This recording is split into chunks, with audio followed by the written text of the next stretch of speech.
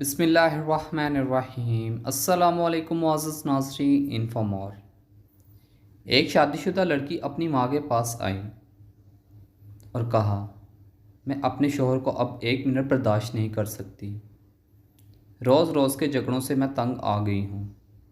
मेरा दिल करता है इसे मार दूँ, लेकिन कानून से डर लगता है कि मेरी भी ज़िंदगी बर्बाद हो जाएगी।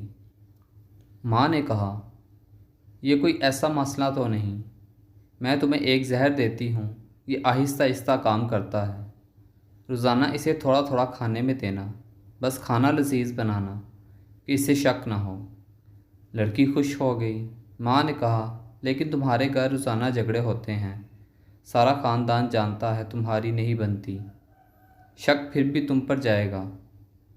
तुम जितने अरसे में ये जहर काम करेगा, तुम घर का माहौल बदल दो, प्यार मोहब्बत से रहो, घर में अमन और शांति बनाओ।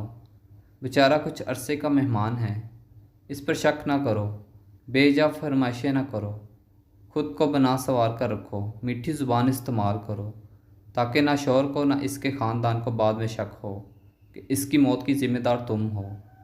लड़की ने कहा, हाँ, कुछ अरसे के लिए मैं ये कर लूँगी। वो जहर की पुड़िया ले गई। महीने बाद वो आई और माँ से कहा, इसका जहर का कोई तोड़ है? माँ ने कहा, क्यों? लड़की ने कहा, मैंने चंद दिन इसे पाबंदी से जहर दिया, लेकिन वो तो बहुत बदल गया। मेरा इतना ख्याल रखता है, मुझे इतनी मोहब्बत इसने दी कि मैं शर्मिंदा हो गई। ये मैं क्या करने जा रही हूँ? माँ, मैं इसे चंद दिन जहर दे चुकी हूँ, अब क्या होगा? माँ ने कहा, कुछ नहीं होगा। वो हाशमे का चूरन था, इसकी ज़िंदगी में जहर तो तुम थी। किसी रिश्ते में ये जहर मियाँ होगा, किसी में बीवी, लेकिन ख़ानदान में बड़े बुजुर्ग बहरहाल हाशमे के वो चूरन होते हैं जो रिश्ते की इस हांडी को जायका और जीने का सलीका देते हैं। एक औरत पीर साहब के पास गई और कहा कि पीर साहब, मुझे कोई ऐसा तवीज़ दें कि मेरा शौहर मेरी हर बात माने, जो भी मैं कहूँ वो मेरे ताबे हो जाए।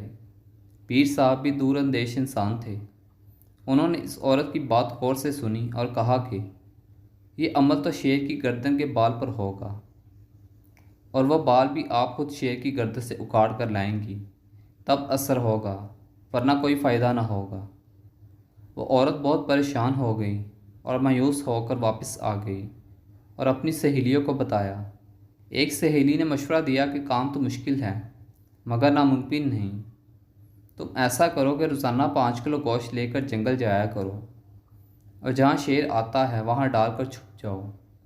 कुछ अरसे बाद शेर के सामने जाकर डालो, वो गोश्त का आदी हो जाएगा। तुम इसके करीब जाकर गोश्त डालना शुरू कर देना और इसकी गर्दन पर प्यार से हाथ फेरना शुरू कर देना, और जब शेर तुमसे मायूस हो जाए तो गर्दन से बाल उखेड़ लेना। इस औरत को बात पसंद आई।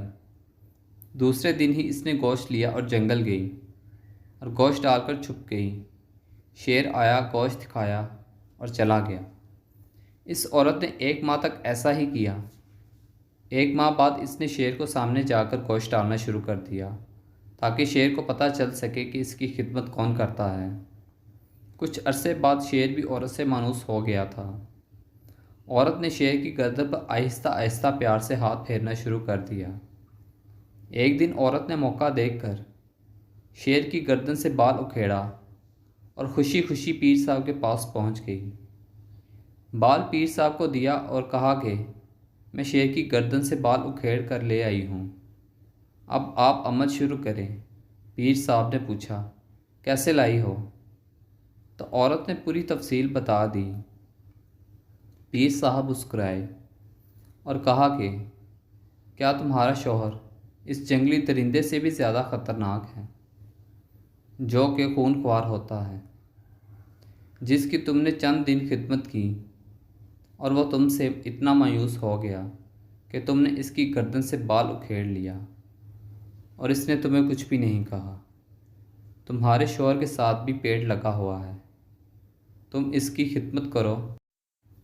जब जंगली दरिंदा खिदमत से इतना मायूस हो सकता है, तो एक बाशऊर इंसान भी आपके ताबे हो सकता है।